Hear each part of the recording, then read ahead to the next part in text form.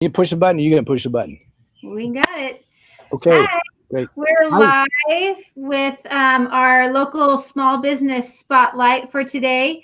I'm Alicia and Roland Brown with Black Swan team of Remax Town and Country, and today we're spotlighting Jurassic Lawn Care. So thank you to Flent for joining us tonight and sharing a little bit about your company and what you have to offer.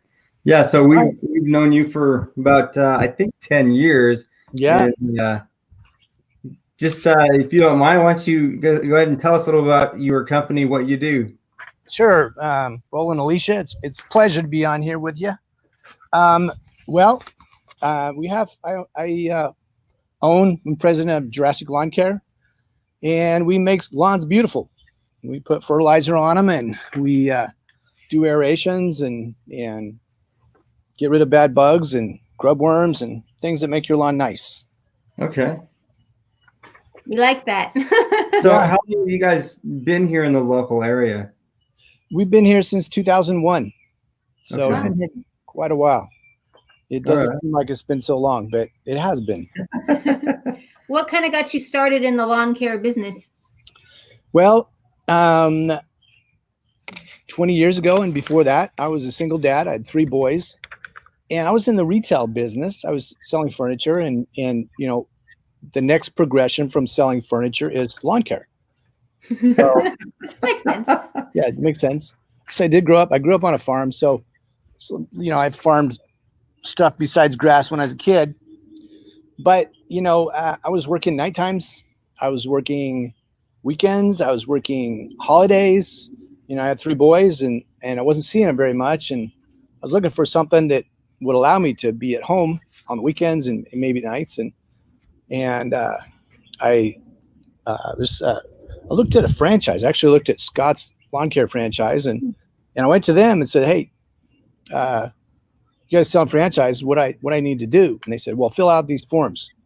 And I filled out all these forms and talked to them for a while. And after a few weeks, they said, "Okay, we'll let you have a franchise." I says, "Great."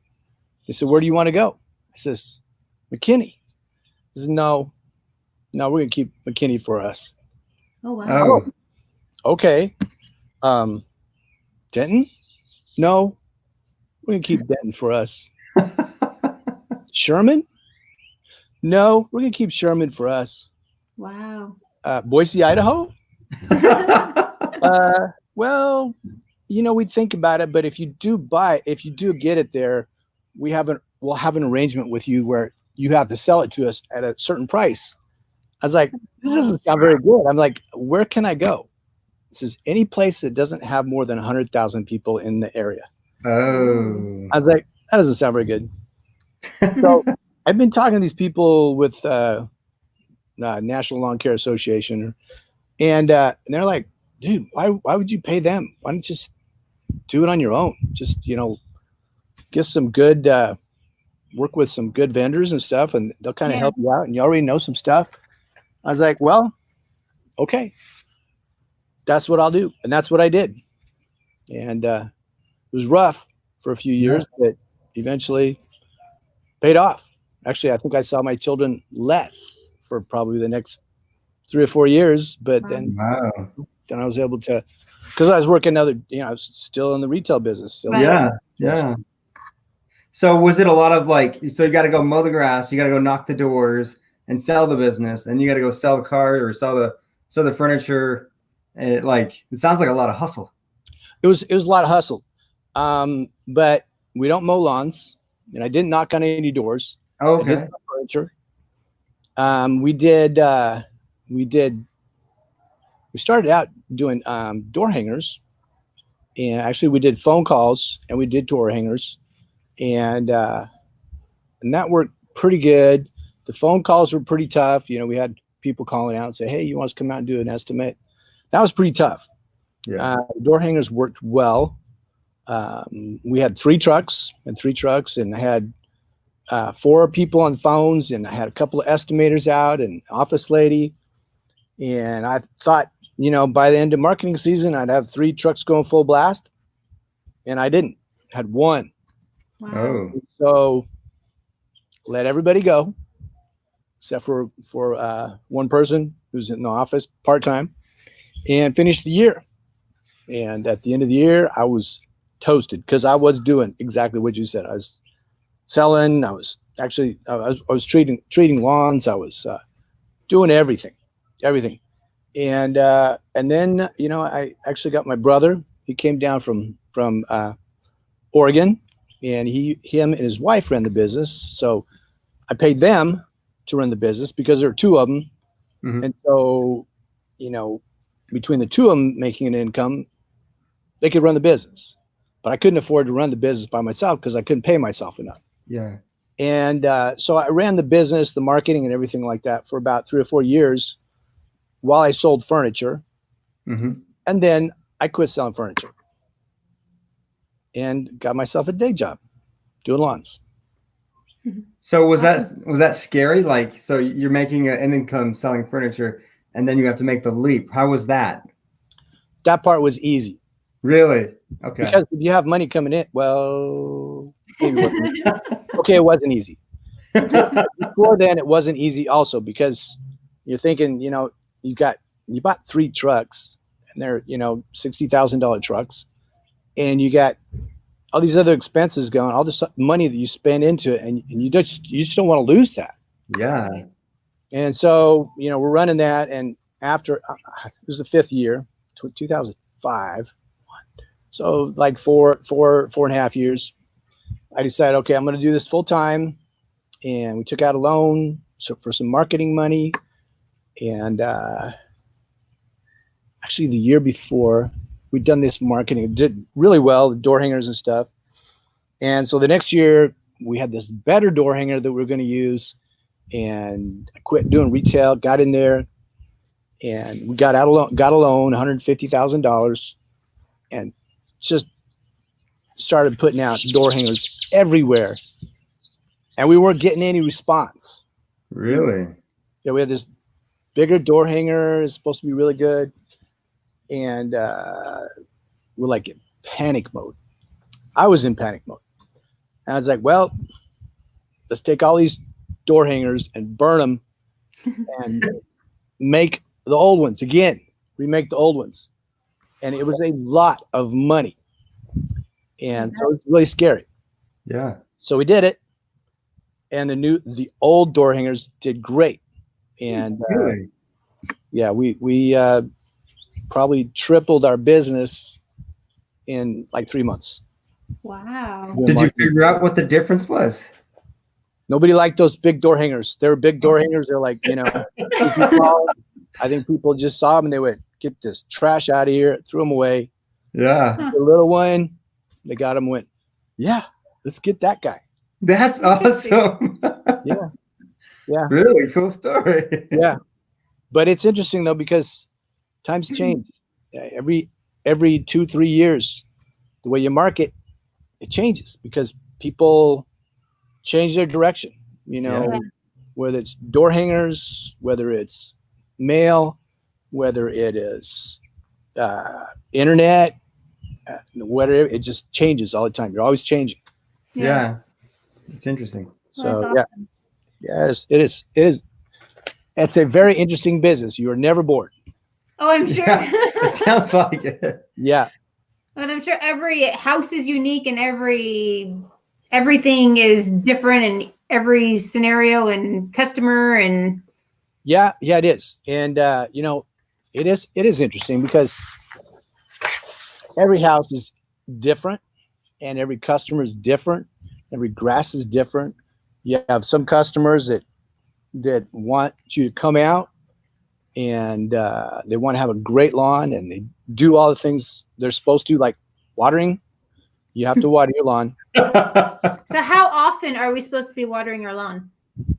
Well, ideally, right now, you should be watering 2 days a week. Oh. And you should water 3 times on those 2 days a week. Oh, wow. For 5 minutes each time. So Okay. my lawn, I water at 1 a.m., 3 a.m., and 5 a.m. for 5 minutes. I do that twice a week. And at this time of the year, that's perfect. And you get to when it's hotter, I do that 3 times a week if I'm legally allowed to. If they restrict us to less than 3 times a week, I can only do it 2 times. Mm-hmm. Then I'll do 3 waterings at 10 minutes Okay. each, for 2 days. Okay. So, by the way, you use less water following the method I said, doing 3 days, because you're doing 5 minutes each time. You're doing 10 minutes on the other, and it does a better job. Gives you green grass. And is this per zone? So like 5 minutes per zone? Okay. Yeah, 5 minutes per zone. Okay. Yeah. It's good to know. We're way underwatering. Yeah. Are you? Oh yeah. We haven't run our sprinklers in forever. We just rely on the rain. Oh yeah. Well, we've had some rain, so you're probably okay. Yeah. But go ahead. Yeah, I was just gonna say, is like as far as things like grubs and other like pesky things that impact your lawn. I know that there are some things you can look for to see what's killing your grass, or like, so what are some things that you can give advice on there? Well, every week we have a meeting with the techs, and we just say the same things over, and with more emphasis on other things. But there are 5 things that make a lawn good, nice, and sun, water, fertilizer, aeration, and mowing height. So, there's different kinds of grass. They have different needs. Let's say sun. You got Bermuda grass. You need 7-8 hours of sun. At least 7-8 hours of sun, or it starts to get weak. St. Augustine. People are like, "Oh, get St. Augustine. You can put it in the shade." Well, it needs 6 or 7 hours, so it doesn't like the shade either. Oh gosh. Zoysia grass. Zoysia is really good grass if you got shade. It can be in very, very little sun. Really? It can be in the shade almost. And how well does that mix with other grasses, that zoysia? Well, how does it mix with it? Or does it try to take over, fight off? It really doesn't try to take over much. It's a real slow growing grass. It's not ideal for, people with a lot of kids, because it grows slow, so it recovers slow from damage. But somebody's got a lot of trees and not too heavy traffic, it's perfect. Okay.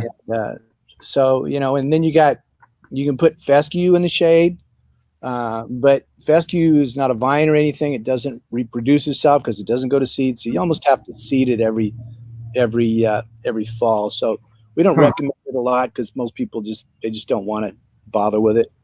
Yeah. But that sounds like you only have to just go out and seed it every fall, and it'll be really nice. People are like, I don't think so. That's the grass. The carpet. It should just be there. Yeah, that's right, man.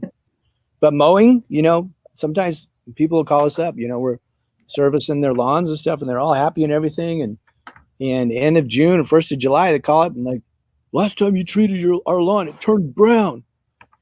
And we'll be like, "Well, let's go take a look."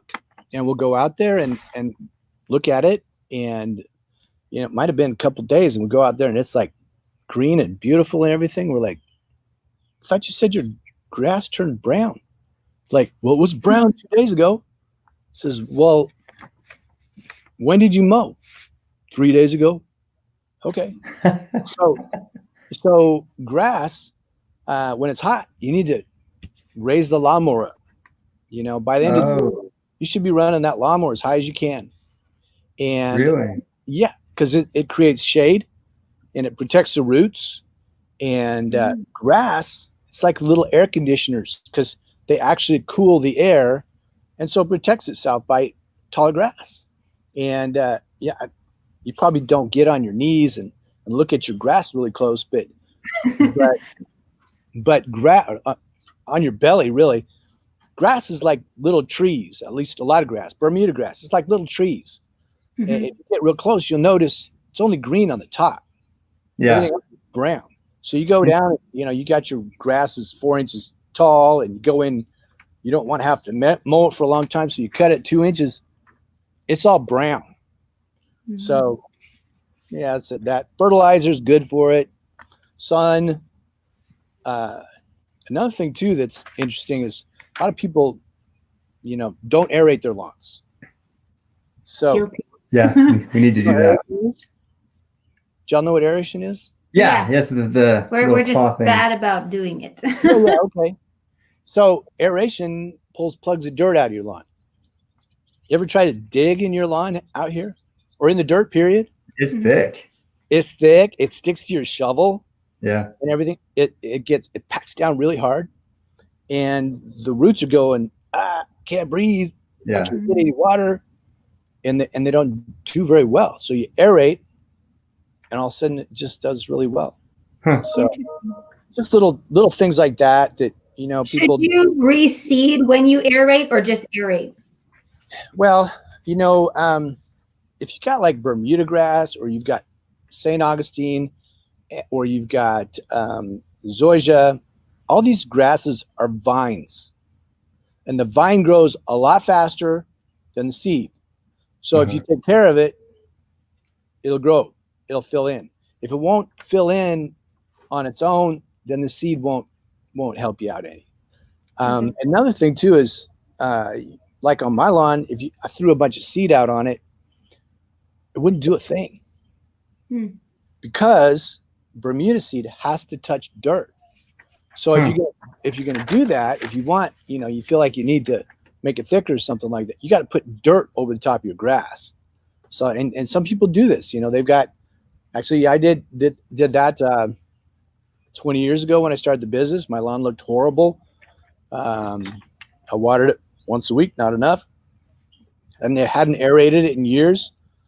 It's like, okay, I'm gonna do everything right. I mean, I'd only been in the house for a few years, so it wasn't that many years, but went out, aerated it, started watering it right. It's still bad. And I talked to somebody who says, maybe you need to top dress it. Maybe your lawn is so bad that you need to top dress it. Top dressing is taking like dirt, half an inch of dirt, put it over your entire lawn, and just let it grow. And it will grow like crazy. And it did. Oh, wow. Good to know. Yeah, little tricks. Lots of empty patches that we were like just thinking we needed to go reseed, but we'll try that instead.